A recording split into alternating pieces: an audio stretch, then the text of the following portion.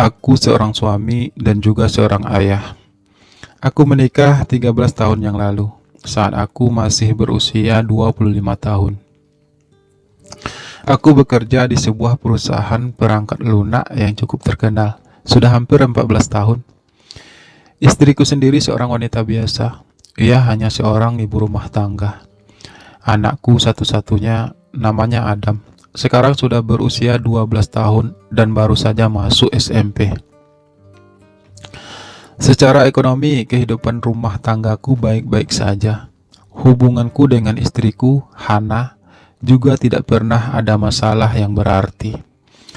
Secara keseluruhan, kehidupan rumah tangga kami boleh dibilang cukup bahagia. Sampai akhirnya aku mengetahui kalau istriku ternyata diam-diam menjalin hubungan gelap dengan mantan kekasihnya yang juga sudah menikah.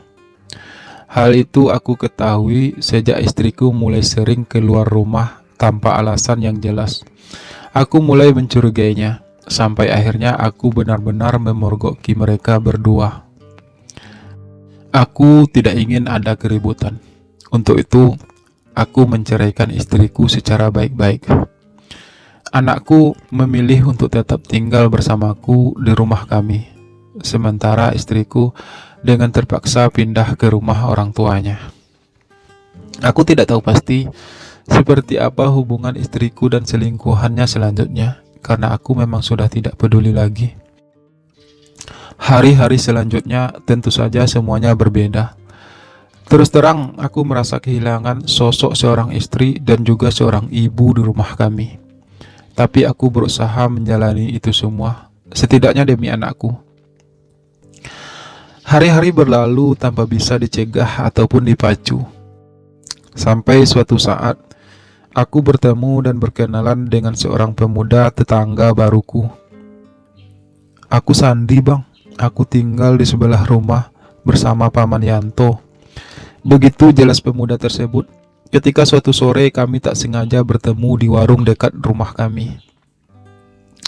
Yang aku tahu, Pak Yanto, paman yang dimaksud Sandi barusan, adalah seorang duda tua yang ditinggal mati oleh istrinya beberapa tahun yang lalu.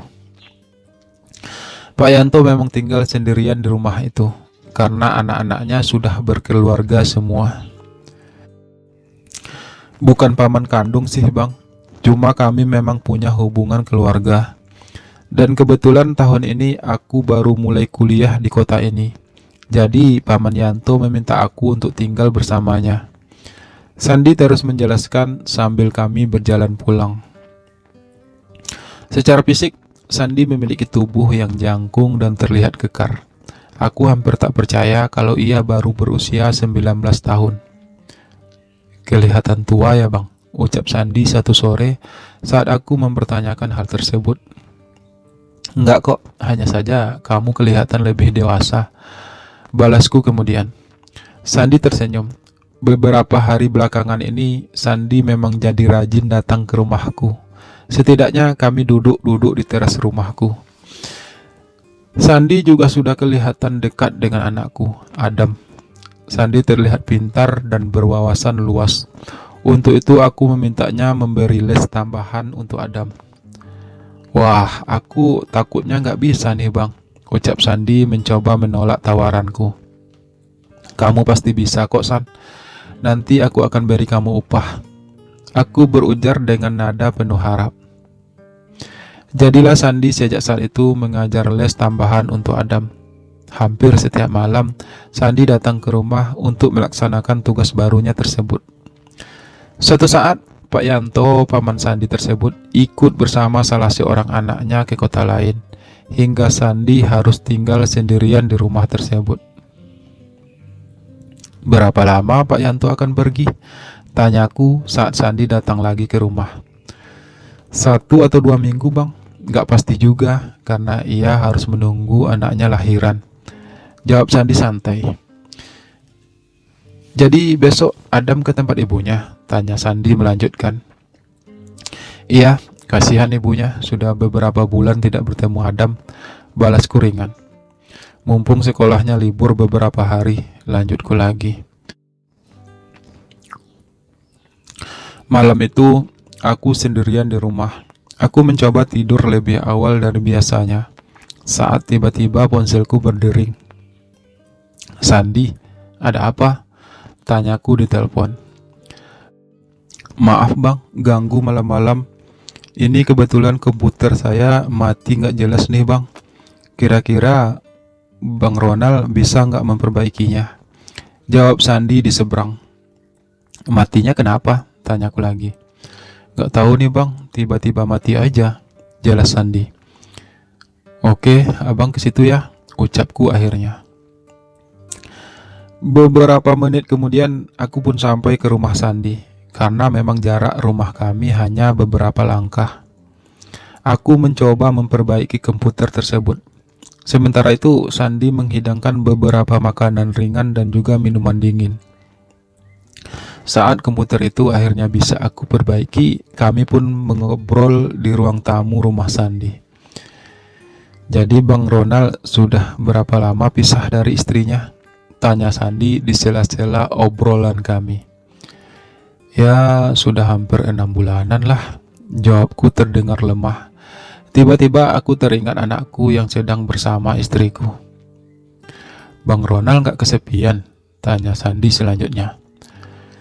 Kesepian pastilah, kan aku juga laki-laki normal, pasti butuh hal-hal tersebut.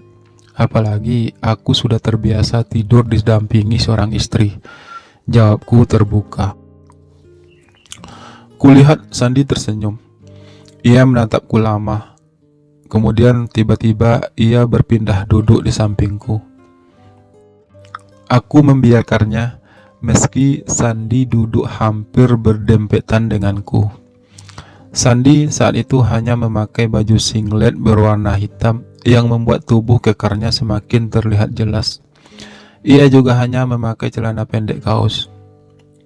Entah mengapa, aku tiba-tiba merasa gugup saat Sandi berada di sampingku. Sandi sepertinya mampu menguasai keadaan. Ia mulai berbicara tentang sesuatu yang lebih sensitif dan mengarah pada konteks dewasa.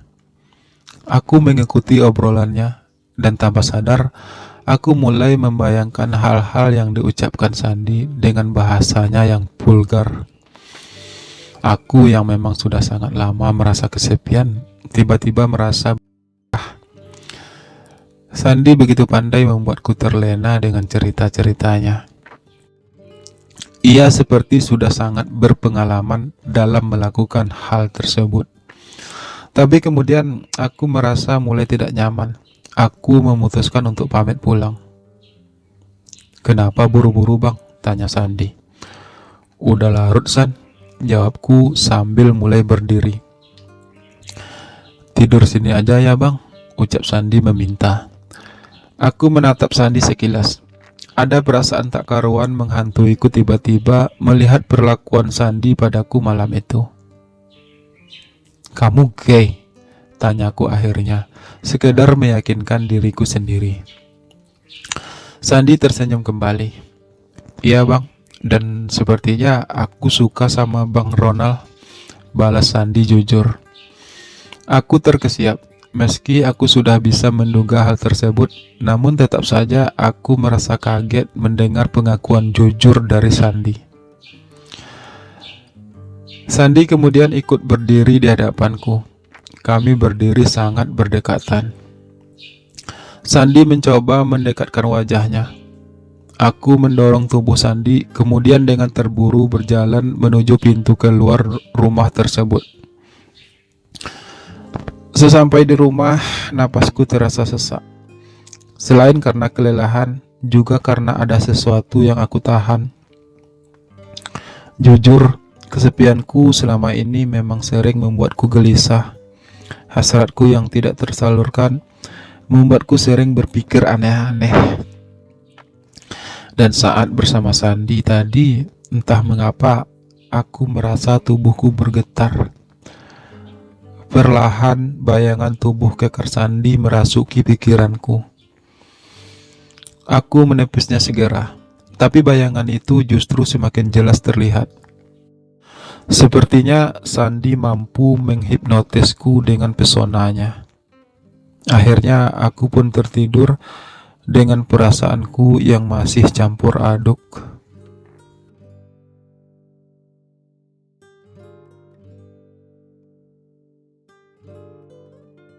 Aku minta maaf bang, soal kejadian semalam. Suara Sandi lemah saat ia akhirnya datang ke rumah pagi itu.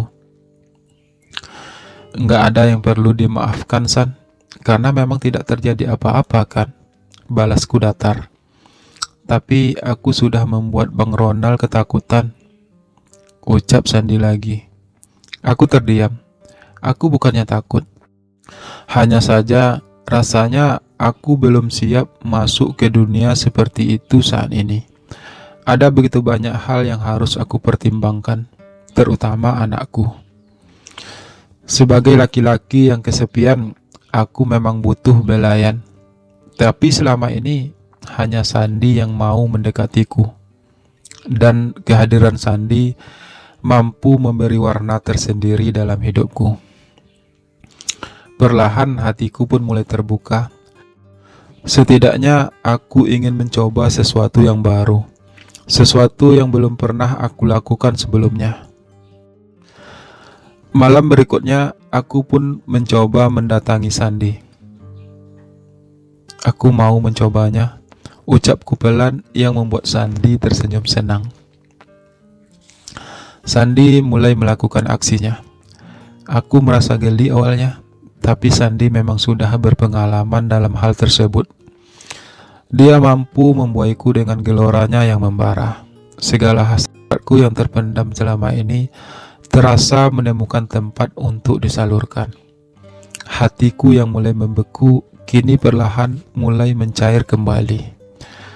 Ku biarkan semua itu terjadi, berawal dari rasa penasaranku.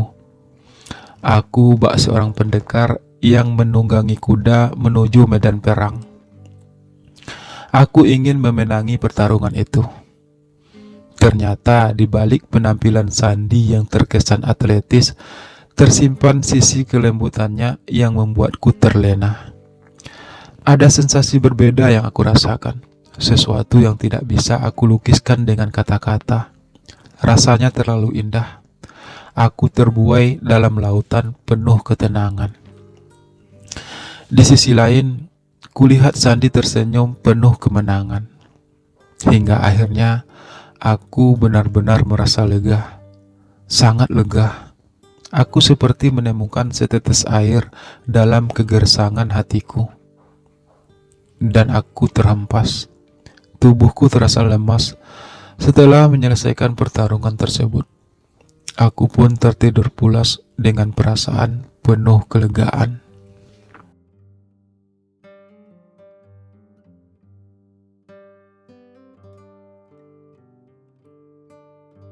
Aku terbangun di pagi itu dengan sebuah perasaan bersalah.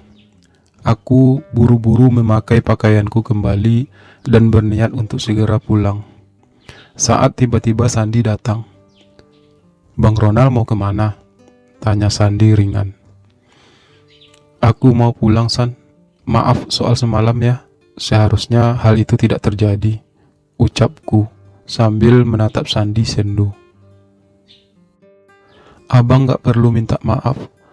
Aku sangat menikmatinya bang. Itu sesuatu yang luar biasa.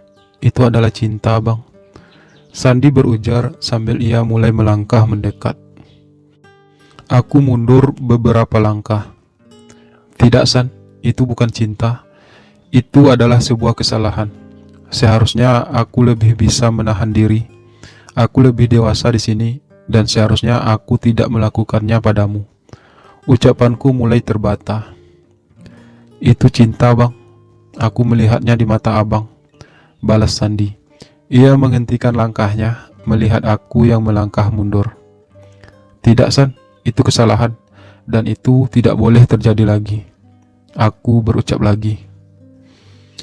Jadi maksud Bang Ronald yang terjadi tadi malam adalah sebuah kesalahan. Bang Ronald tidak mencintaiku. Suara Sandi tiba-tiba meninggi. Aku tidak mungkin mencintai kamu, San. Aku laki-laki beristri dan juga seorang ayah. Balasku sedikit tajam. Istri yang berselingkuh. Sandi membalas lebih tajam. Kurasa itu bukan urusan kamu, dan aku ingin kita melupakan kejadian semalam. Aku berucap sambil mulai melangkah menuju pintu untuk segera keluar dari rumah itu. Sandi coba menahanku, namun aku dengan sedikit kasar menepis tangannya. Aku sangat mencintai kamu, Bang Ronald. Sandi berucap dengan nada lirih. Dan aku tidak akan pernah melepaskan Bang Ronald.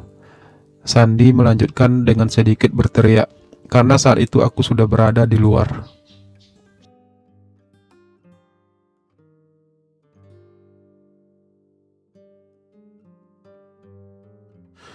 Aku menghempaskan tubuhku ke ranjang. Kejadian malam tadi bersama Sandi kembali melintas di pikiranku. Aku tak menyangka kalau aku akan bisa melakukan hal tersebut. Bagaimana mungkin aku bisa menikmati hal tersebut? Tanyaku membatin. Tapi semua sudah terjadi. Aku hanya berharap semoga saja Sandi tidak lagi berusaha menggodaku. Siang itu anakku kembali ke rumah. Ia bersama ibunya. Apa kabar, Mas? Tanya Hana berbasa-basi. Baik, jawabku sedikit cuek. Biar bagaimanapun, rasa sakit yang ditorehkan Hana di hatiku masih belum benar-benar kering. Hana mencoba tersenyum. Aku kangen rumah ini, ucap Hana lagi, saat anakku sudah masuk ke dalam kamarnya. Aku menoleh sesaat, menatap Hana yang hanya berdiri di ruang tamu tersebut. Hana memang perempuan yang cantik dan lembut, dan karena itu aku jatuh cinta padanya dulu. Kalau boleh jujur, sampai saat ini aku masih mencintainya. Hanya saja perbuatannya padaku benar-benar membuatku kecewa dan sakit. Andai saja aku masih punya kesempatan untuk kembali lagi ke sini.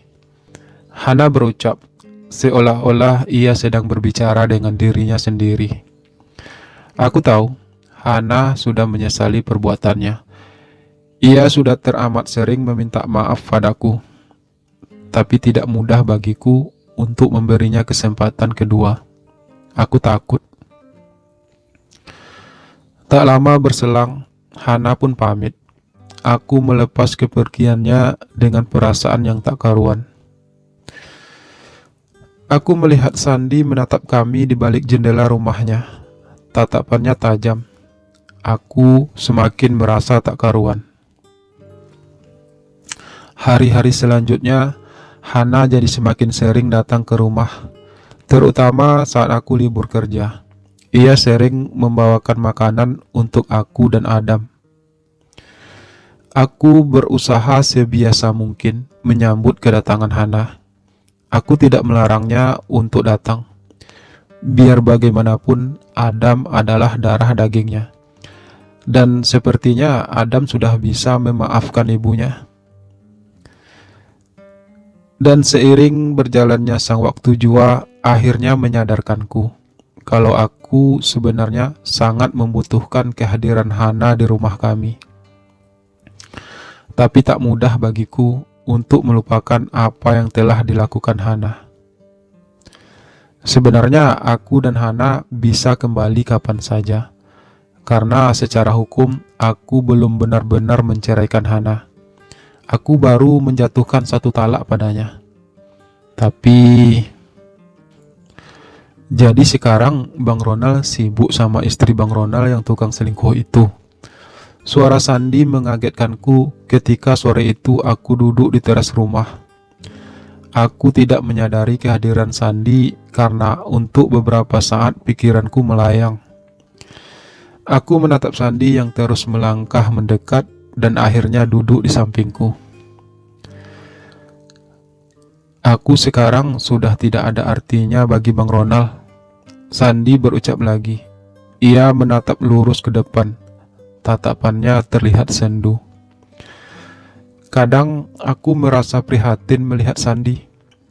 Ia mungkin memang sangat mencintaiku, tapi aku tidak ingin terjebak dalam cinta sesama jenis.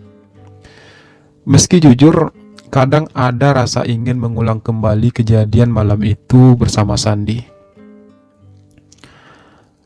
Aku kan udah ngomong, San, di antara kita tidak ada apa-apa. Kita harus bisa melupakan kejadian tersebut, ucapku akhirnya. Mudah bagi Bang Ronald berucap demikian. Tapi aku tidak semudah itu untuk bisa melupakan Bang Ronald. Aku masih berharap Bang Ronald mau memberikanku kesempatan. Sandi membalas ucapanku dengan nada terdengar sedikit lirih. Kamu tahu itu salah, San, dan kita tidak mungkin melanjutkan sesuatu yang sudah jelas salah dari awal. Aku berusaha berucap selembut mungkin. Aku tidak ingin Sandi tersinggung. Tiba-tiba Sandi berdiri, kemudian berucap, "Ini belum berakhir, Bang. Aku akan tetap berjuang." Suara itu terdengar tegas di telingaku. Setelah berucap demikian, Sandi pun melangkah pergi meninggalkanku dengan perasaan yang masih penuh tanda tanya.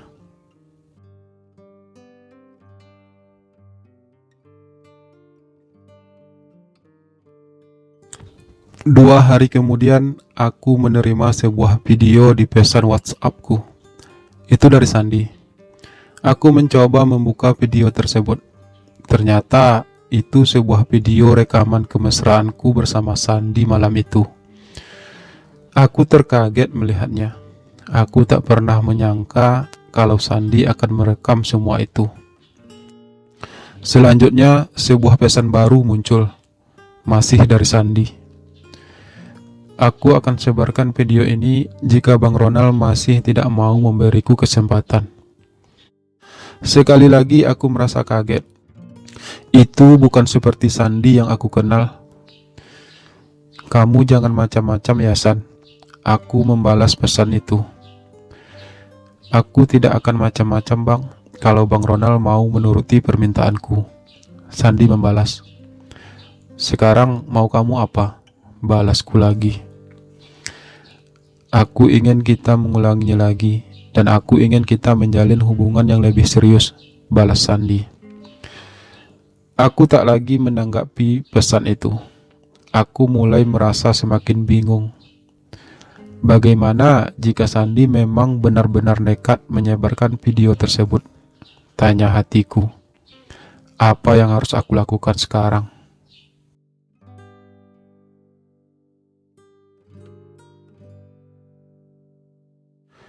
Sekarang yang harus aku pikirkan adalah bagaimana caranya agar Sandi tidak menyebarkan video tersebut. Atau setidaknya aku harus bisa mengambil file video tersebut dari Sandi dan menghapusnya. Tapi Sandi pasti sudah menyimpannya dengan baik. Oh, mengapa Sandi justru jadi ancaman bagiku sekarang? Aku tidak ingin hidupku hancur. Aku sudah mulai mencoba untuk memberi kesempatan kedua untuk Hana. Aku ingin memulainya lagi. Tapi sekarang itu jadi tidak mudah karena Sandi. Aku mencoba mendatangi rumah Sandi. Aku ingin membicarakannya dengan cara baik-baik bersama Sandi. Pilihannya hanya dua, Bang. Video itu menyebar atau Bang Ronald turuti semua keinginanku. Begitu ucap Sandi dengan sangat tegas ketika aku coba memohon padanya. Aku seolah tak mengenal Sandi lagi. Dia benar-benar tidak seperti Sandi yang aku kenal dari awal. Atau sebenarnya inilah watak Sandi yang sesungguhnya. Oke, saya beri waktu Bang Ronald untuk berpikir 2 hari. Sandi melanjutkan. Aku butuh 10 hari, tawarku. Seminggu, ucap Sandi singkat namun sangat tegas. Aku dengan sangat terpaksa menyetujuinya. Aku berharap dalam waktu seminggu aku bisa menerobos masuk ke kamar Sandi diam-diam dan menemukan file video tersebut. Satu pertanyaan muncul di benakku tiba-tiba. Kemana Pak Yanto? Bukankah waktu itu Sandi bilang kalau Pak Yanto hanya akan pergi paling lama 2 minggu? Tapi ini sudah hampir 2 bulan Pak Yanto belum juga kembali. Aku ingin mempertanyakan hal tersebut, namun aku mengurungkan niatku. Bisa saja Pak Yanto memang sedang di rumah anaknya. Lagi pula, itu bukan fokusku saat ini. Aku hanya lebih fokus pada video tersebut.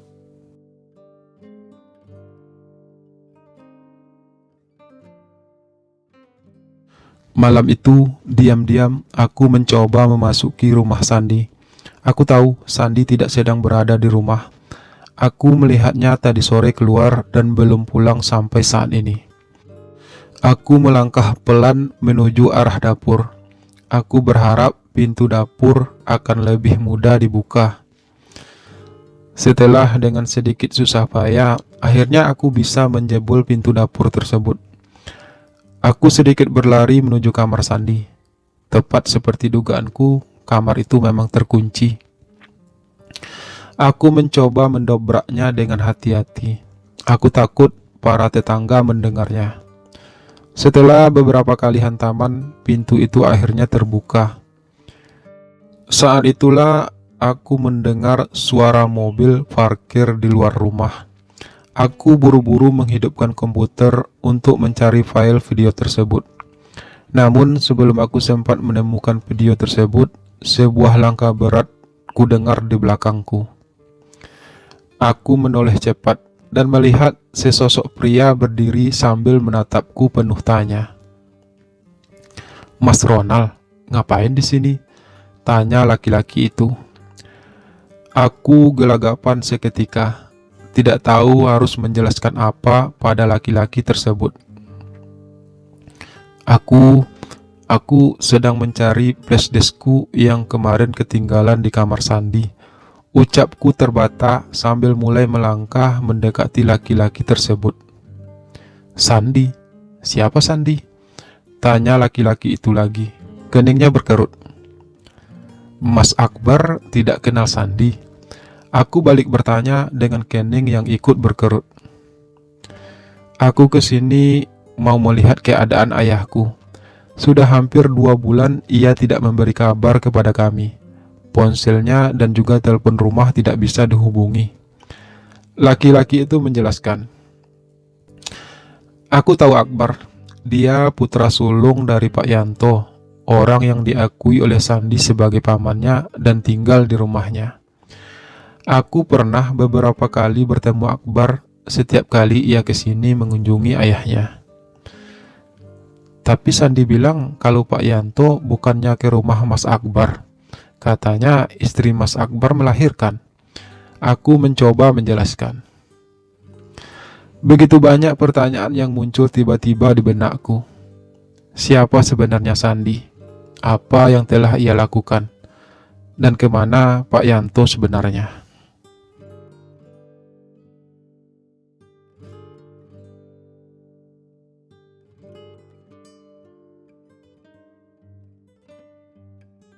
Pertama, saya tidak tahu siapa itu Sandi. Dan yang kedua, ayah saya tidak pernah datang ke rumah kami setidaknya 2 bulan terakhir ini. Istri saya memang melahirkan sebulan yang lalu, tapi saya tidak pernah meminta ayah saya untuk datang. Akbar memulai ceritanya saat kami akhirnya duduk di ruang tamu. Karena tidak bisa dihubungi, saya mulai khawatir dengan ayah. Saya juga sudah menghubungi adik-adik saya, tapi mereka sepertinya sama khawatirnya dengan saya. Akbar melanjutkan. Karena khawatir, makanya saya kesini malam-malam. Kebetulan saya selalu menyimpan kunci rumah ayah. Jadi tadi saya langsung masuk, dan tiba-tiba saya melihat Mas Ronald di dalam kamar. Ucap Akbar lagi yang membuat saya kian bingung. Jadi Mas Akbar benar-benar tidak tahu siapa Sandi.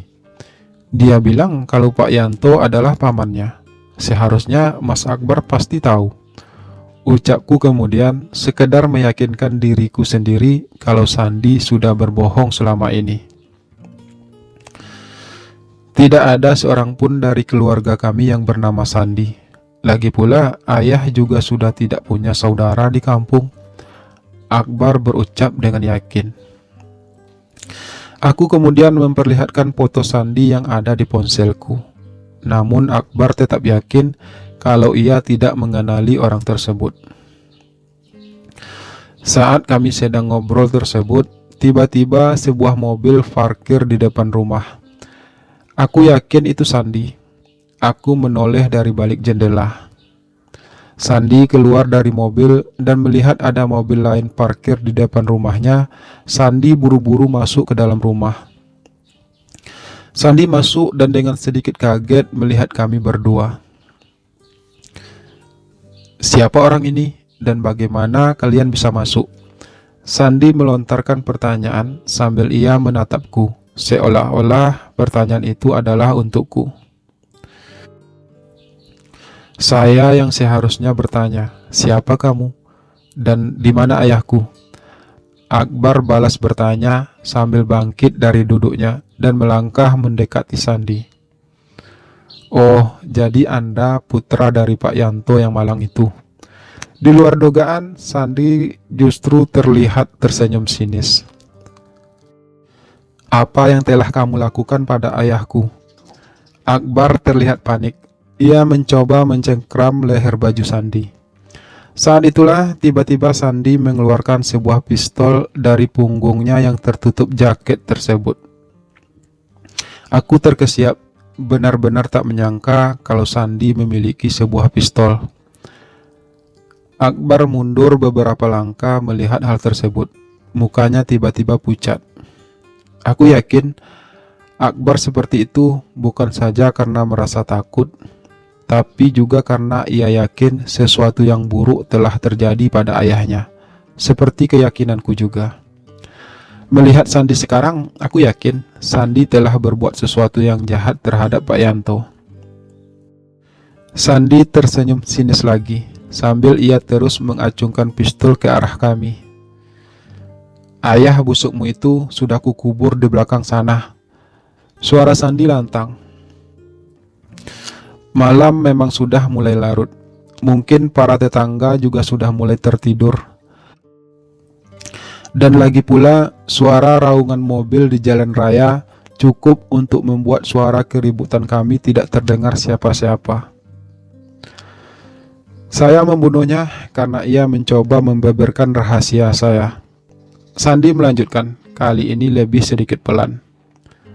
Rahasia apa? Tiba-tiba Akbar mengeluarkan suara. Rahasia kalau saya adalah seorang gay dan juga seorang pembunuh. Saya sudah pernah membunuh sebelumnya.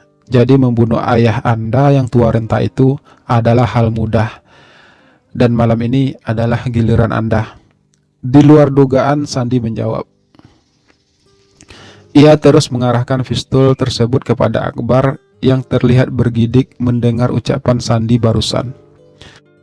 Aku masih duduk terdiam, tidak tahu harus berbuat apa saat itu. Melihat Sandi yang memegang senjata dan mengetahui kalau ia seorang pembunuh, membuatku jadi semakin merasa takut. Lalu sekarang apa yang kamu inginkan? Tanya Akbar dengan cukup berani. Anda tidak sedang berada dalam kondisi tawar-menawar. Pilihannya hanya satu. Anda mati. Setelah berucap demikian, Sandi pun menarik pelatuk pistol tersebut dengan telunjuknya yang sudah bersiap dari tadi. Sebuah peluru melayang menuju Akbar.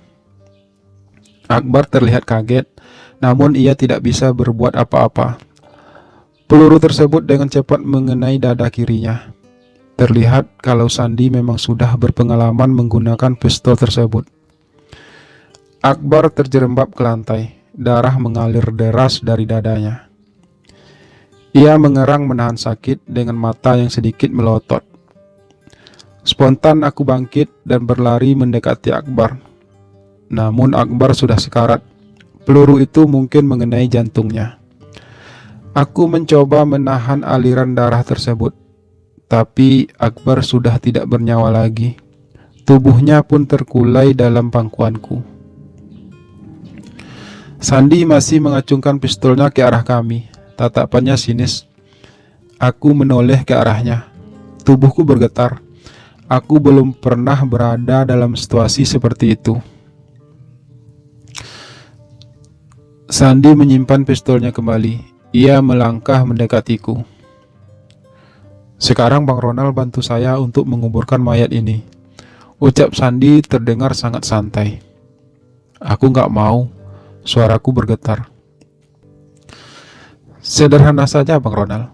Jika Bang Ronald tidak mau menuruti perintah saya, pilihannya hanya dua. Pertama, saya bisa saja menyebarkan video kita saat ini juga. Dan pilihan kedua, Bang Ronald bisa saja menjadi sasaran peluru berikutnya." Sandi berucap sambil ia kembali memegang pistolnya. Aku kembali bergetar, tubuhku merinding, rasa takut semakin menyelimutiku. Dengan sangat terpaksa, aku pun memopong tubuh Akbar yang sudah tidak bernyawa tersebut. Aku melangkah menuju pekarangan belakang rumah tersebut. Rumah Pak Yanto memang memiliki pekarangan belakang yang cukup luas. Ia suka menanam beberapa tanaman bumbu dapur di sana. Sebuah gundukan tanah terlihat masih basah. Aku yakin itu kuburan Pak Yanto. Aku kembali bergidik, menyadari hal tersebut. Sandi menggali tanah di samping gundukan tersebut dengan sebuah sekop. Saat itulah aku seperti punya kesempatan untuk melarikan diri. Namun kakiku terasa kaku, lututku terasa nyeri. Aku membayangkan kalau aku lari saat itu, bisa saja Sandi menembakku. Hingga akhirnya aku hanya berdiri terpaku melihat Sandi mendorong mayat Akbar ke dalam lubang yang telah selesai ia gali, kemudian menimbunnya dengan buru-buru.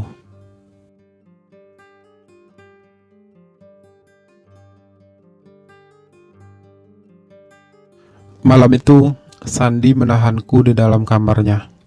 Beruntunglah anakku Adam sedang bersama ibunya. Setidaknya ia tidak akan kehilanganku saat terbangun di pagi harinya. Sandi terlihat gelisah.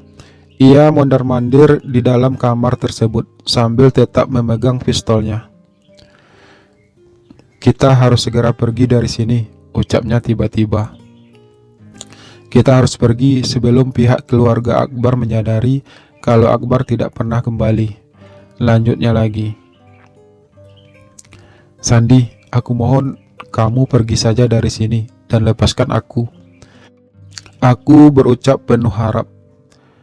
"Aku janji aku tidak akan menceritakan semua ini pada siapapun," lanjutku lagi. Sandi menatapku tajam.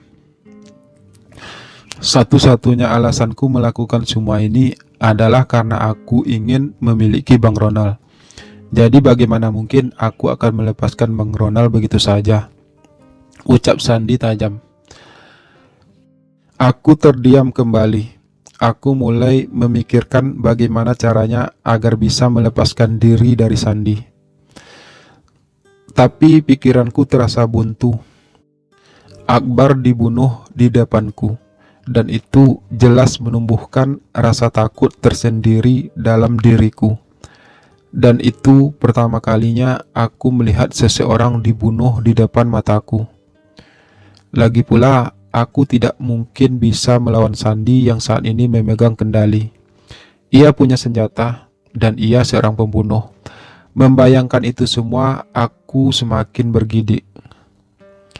Tak pernah aku sangka jika aku ternyata telah bercinta dengan seorang psikopat kejam. Padahal Sandi terlihat lembut dan ia mampu membuatku terbuai. Sandi tiba-tiba menarik tanganku. Ia mendorongku keluar kamar sambil ia menodongkan pistol di pinggangku di balik jaketnya. Sebelah tangannya memegang sebuah tas yang berisi beberapa pakaian dan sebuah laptop yang aku yakin Di dalam laptop itulah ia menyimpan video tersebut. Karena saat aku memeriksanya tadi di komputernya, sesaat sebelum Akbar datang, aku tidak menemukan apa-apa.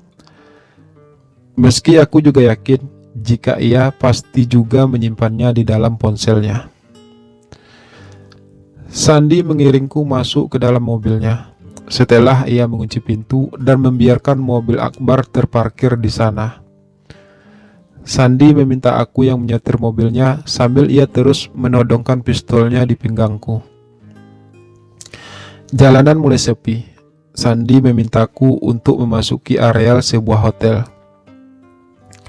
Sesampai di sana, Sandi terus menggiringku untuk memasuki sebuah kamar hotel yang mungkin sudah ia booking sebelum ia kembali ke rumah tadi. Seolah-olah Sandi telah mempersiapkan segala sesuatunya.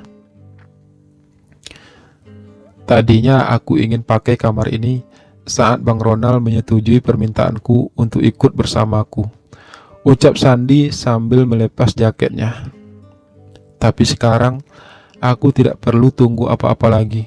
Bang Ronald harus mau ikut denganku. Lanjutnya lagi yang membuatku merinding.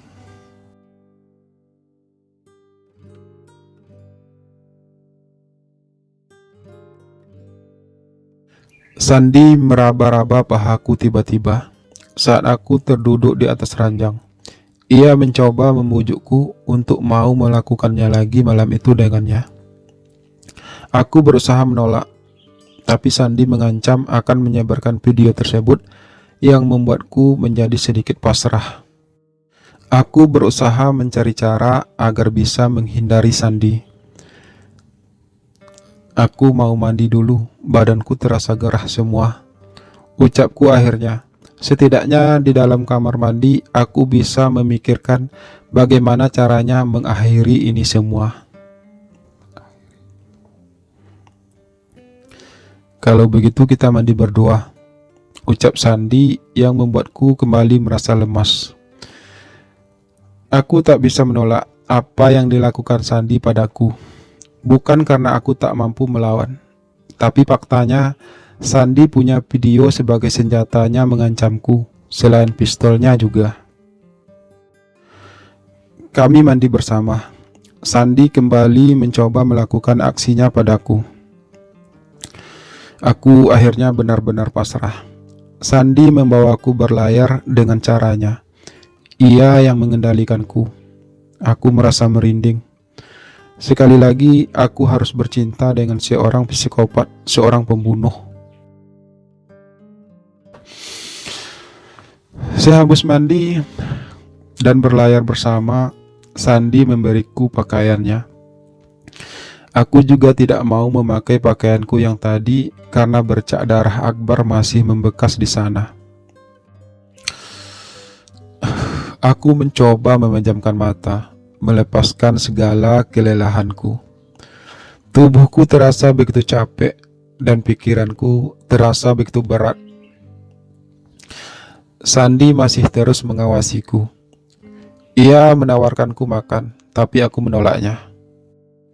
Dan aku pun akhirnya terlelap dalam lelahku.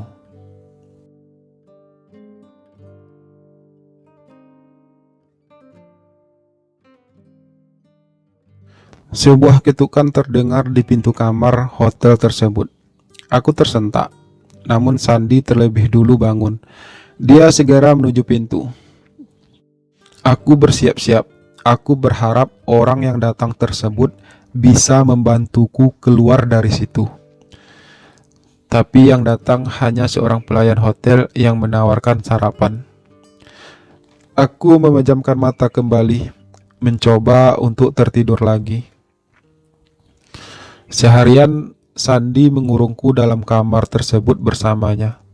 Aku sempat makan siang karena perutku terasa begitu lapar. Sandi sengaja memesannya secara online. Kita di sini dulu seharian, ucap Sandi. Nanti malam aku akan bawa abang dari sini. Perjalanan malam akan lebih aman, lanjutnya. Aku tidak terlalu menyimak kata-katanya. Aku juga tidak peduli apapun rencananya. Aku hanya harus bisa melarikan diri secepatnya. Seharian aku terus berpikir bagaimana caranya untuk mengakhiri itu semua. Tapi aku tidak bisa melakukan apa-apa. Ponselku sengaja ditahan Sandi. Nanti sore istriku akan mengantarkan Adam ke rumah, ucapku pelan. Ia pasti akan merasa aneh karena aku tidak berada di rumah, dan mungkin saja ia akan melaporkan hal tersebut pada polisi. Lanjutku mencoba memberi peringatan kecil pada Sandi.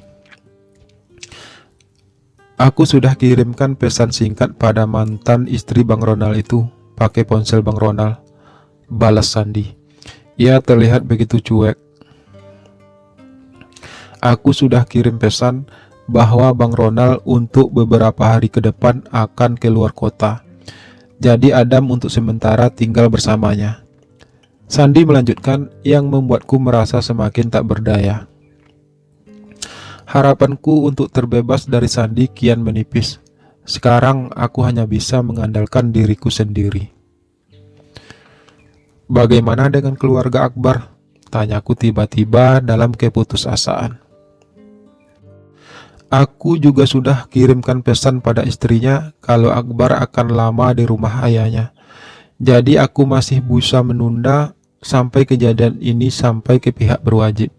Dan saat polisi sudah menyadari hal tersebut, kita sudah berada di tempat yang jauh, di mana tidak ada seorang pun yang tahu siapa kita di sana.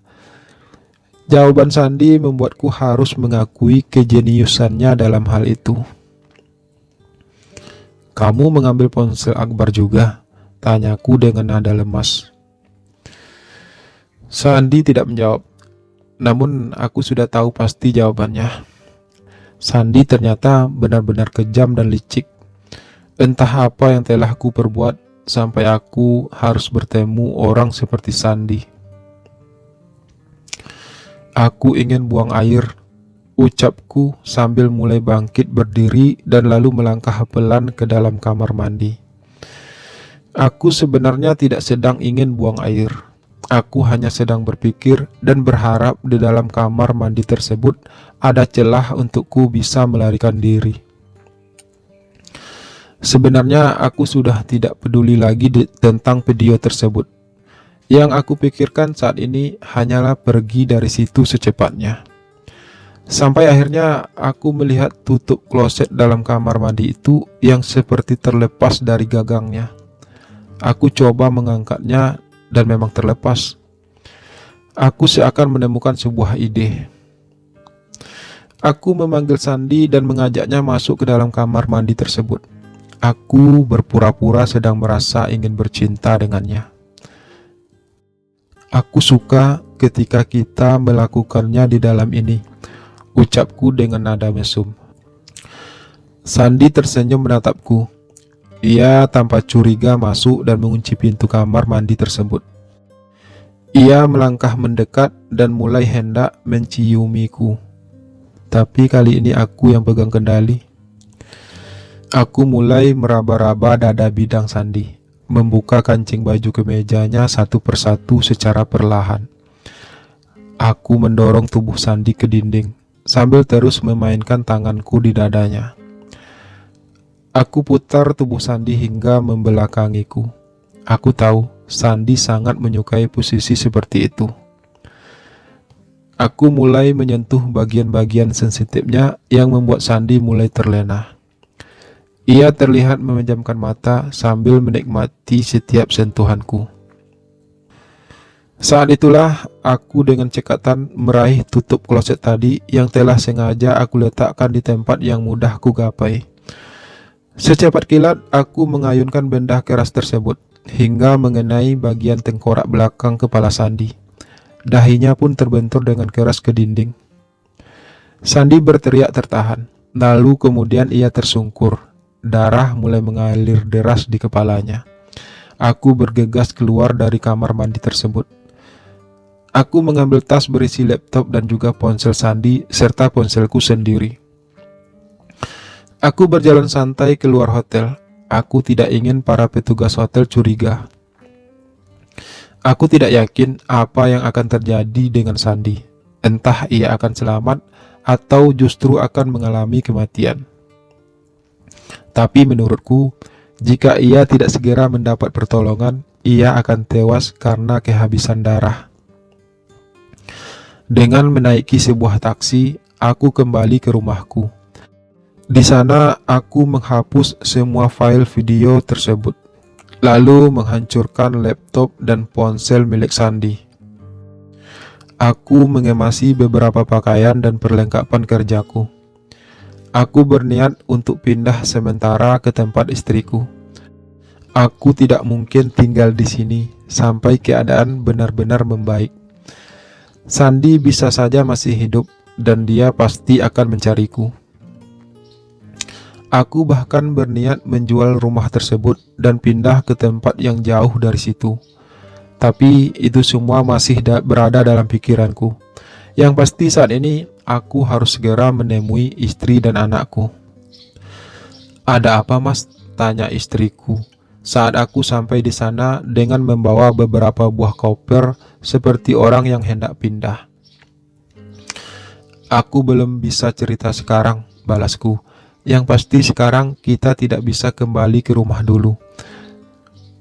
Dan aku merasa sangat capek. Aku butuh istirahat," lanjutku sambil melangkah masuk, mencoba mengabaikan tatapan penuh tanya dari kedua mertuaku. "Katanya Mas keluar kota beberapa hari," istriku berucap lagi ketika aku sudah terbaring di kamarnya. "Tapi kok tiba-tiba pulang ke sini?" lanjutnya. "Panjang ceritanya, Han. Dan tolong jangan wawancarai aku sekarang. Aku harus istirahat," balasku dengan sedikit memohon. Malam mulai menjelma. Tubuhku terasa remuk. Bayangan semburan darah yang keluar dari kepala Sandi terus membayangiku. Namun karena aku yang sudah terlalu lelah, akhirnya benar-benar tertidur.